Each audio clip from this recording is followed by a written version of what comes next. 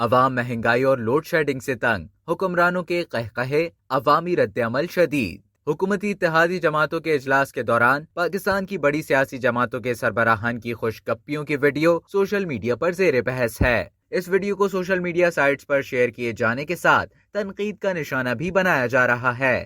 حکمران جماعت مسلم لیگ نون کی جانب سے اپنے تصدیق شدہ ٹویٹر اکاؤنٹ پر شیئر کی گئی یہ ویڈیو 35 سیکنڈ کی ہے، جس میں پاکستان کے بڑے سیاستدانوں کو ایک ساتھ ایک چھت تلے دیکھا جا سکتا ہے۔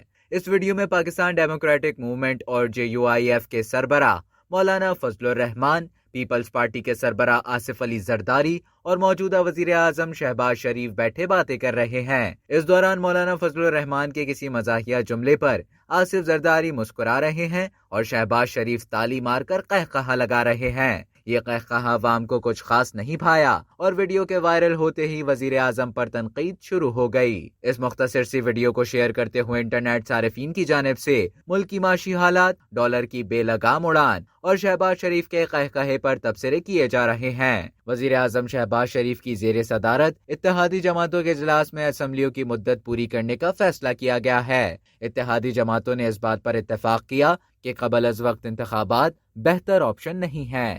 اب تک کے لیے اتنا ہی۔ مزید خبروں اور نیوز اپڈیٹس کے لیے ڈیلی جنگ کے YouTube چینل کو سبسکرائب کریں اور فیس بک کے پیج کو لائک کرنا نہ بھولیں۔